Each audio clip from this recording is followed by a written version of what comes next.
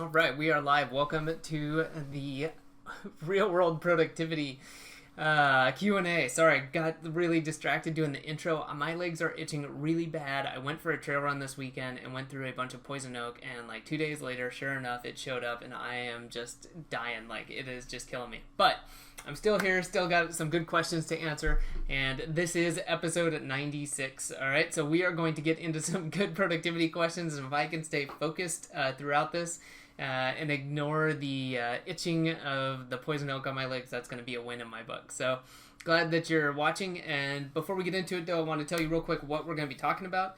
I've got some questions about apps for time management, some tools or productivity tools that help with managing your team remotely, and as well as a couple other odds and ends questions we've got, and then anything that comes in.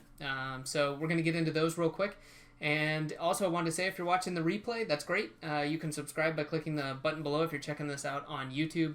You can also come join us live, ask questions, get them answered, and you'll find the link as well below to come join us in the free productivity group. So with that said, let's just get right into it. All right, first question was, is there an app for time management? The short answer is yes, there are lots of apps for time management. But I think more importantly is that, you've got probably the best one already, and you've either got it on your computer or you've got it somewhere in front of you, and that's using a calendar. Since I'm going to assume that most of us use either, let's just go with Google. You probably have a Gmail account. If you don't, you have another email account, and as far as I'm aware, most of those have an associated calendar, and just getting in the habit of using that is a really, really good thing. And this would be what I would call like phase one. If you're not using that, then start using it. Start blocking things out. And that I can say I used to not do this years back. And once, I realized, okay, I'm starting to have more meetings. I need to schedule around these. I need to do this, need to do that. Start being more realistic about my time management, saying, wow, now I see I've got 4 calls today. I've got a webinar to do. I've got, when I exercise, I've got 3 hours left to actually do stuff. So how do I do that? And so starting to just do that, I would say, is step one. Going beyond that, you can move into what I would think would be something more to do with time tracking as opposed to time management. And so I guess let's just talk real quick about, what is time tracking and how can that help you? Basically, you can start doing this in the simplest way that I highly recommend doing this is to start with a pen and paper, right? You can grab Post-it notes, or more likely maybe something a little bit bigger like a Lego pad, and divide it up into 30-minute sections. So let's say your day starts at 7 a.m. So 7, 7:30, 8, 8:30, go all the way through to usually about when you go to bed. And as you go through the day, just start writing on that. Don't wait till the end of the day, but go through, and every half an hour, take that, 10 seconds and write down what you've been doing. Don't judge yourself ahead of time. Just write it down as quickly and as descriptively, though, as you can. Like, if in the last 30 minutes, you went and got a snack, you checked out Facebook, you wrote 3 emails, and whatever else, just, jot it down real quick. And then you go through that. Do that for 2 or 3 days. I guarantee you, if you haven't done it before, it's going to be difficult, and don't beat yourself up if you miss a few blocks of time. But go through, do this, and then just apply the 80-20 rule to this. Look at it and be like, wow, where could I cut something out, or where could I focus in to get the better results?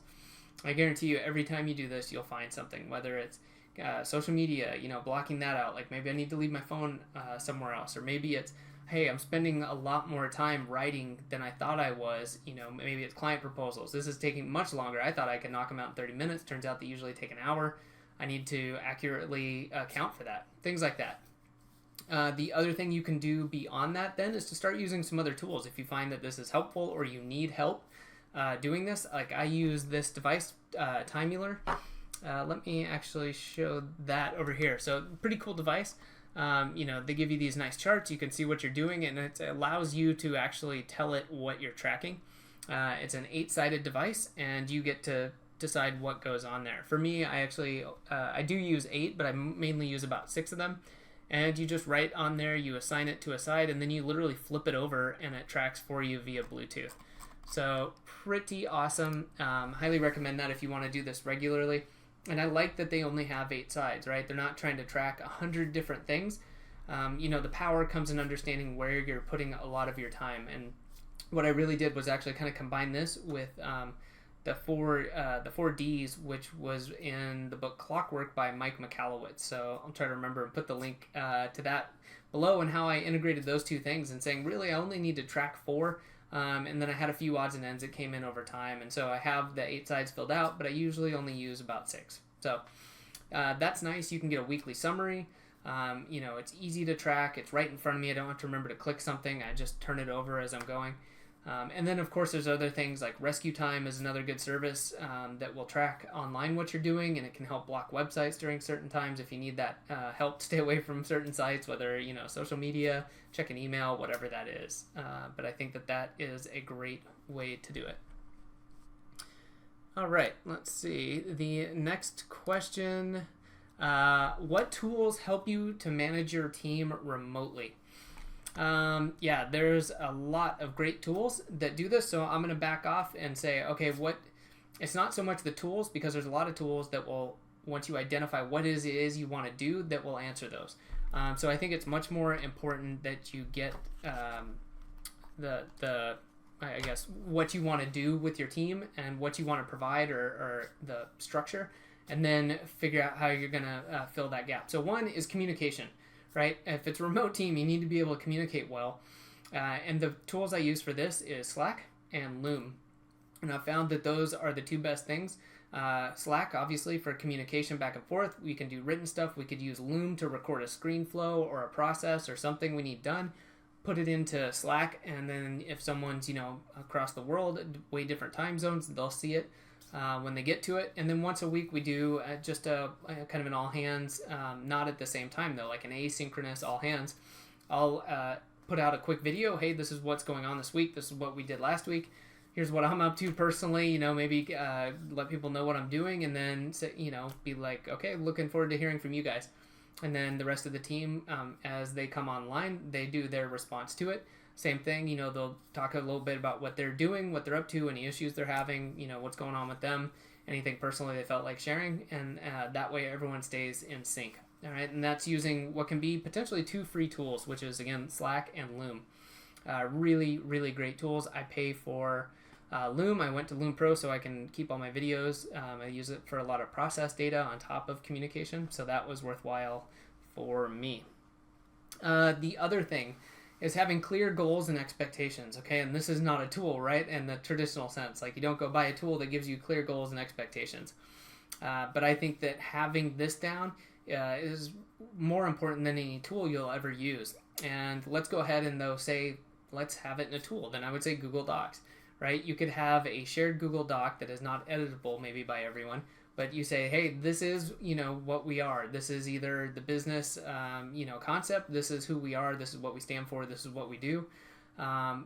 Or you could even then break it down to the person or the job type. And, hey, for customer service, this is the expectations. These are the goals. This is what we, expect you to do, so that you have a standard to measure them against, as well for someone to uphold themselves to understand, hey, this is what really is expected of me. And like most people appreciate that and want to know what the expectations, what the goals are, what they can do. And then the way to go about doing part of that I've found to be very helpful was reading through Radical Candor. This book was recommended by several people on the podcast, Liam Martin of Time Doctor, and one other guest I can't recall right now. Sorry about that if you're watching this. And there's another person too. But we had several people recommend it. I sat down and read it this spring and really liked it. I liked the idea, and basically to summarize it in a couple sentences, it's giving a shit about people and being upfront with them and straightforward, all right, and being honest and true in both of those areas. That, if you don't care about someone, you can't, just force the straightforwardness, all right? If you're doing that, you're just being obnoxious and being a jerk. But if you really care about people and you build that relationship, then you can find out how you can be very upfront with them, all right? And that doesn't just mean that once you've, asked them how their weekend was, you can just blast them and, tear them to pieces. That's not how it works. But the idea, again, is just building that relationship so that you can understand how to communicate better and get that going both ways. Found that to be very helpful. It's something I'm implementing with my team. It's taken time. I've been doing it with my project manager, and it can be super awkward sometimes to start. It feels a little bit, like you're, like, well, I want you to give me criticism, and I promise it'll be fine. But once you go through those things and actually see that, okay, this is working, people appreciate the feedback, and this is leading to better results, I think it just obviously proves itself. So I think that that's super important. So if to sum up, what tools help you to manage your team remotely? It's having good communication. All right, you can do that with things like Loom, with Slack. Having clear goals and expectations, having those written down somewhere instead of just kind of nebulous, here's what we expect, having some sort of goals and expectations, and then how to get to that point, having, something like Radical Candor, whether or not you use that book or another management technique, whatever it is that does it for you, but so that you can foster and build that relationship within your remote team. So hopefully those recommendations help you out. I'm just going to check. I don't see any more questions. So I think for this week, that'll wrap it up for episode number 96. Thanks for checking it out. If you're watching the replay, you can subscribe down below. If you're watching this on YouTube, stay up to date with these as well as other videos on automation, processes, apps, all sorts of good stuff. And then you can also come join us in the productivity group. You can find the link below. You do have to answer some pretty tough questions like where did you find this group and what's your biggest problem in productivity. But if you can clear those hurdles, you'll be in the group, no problem, and can join us live. So thanks for watching, and I will see everyone next week.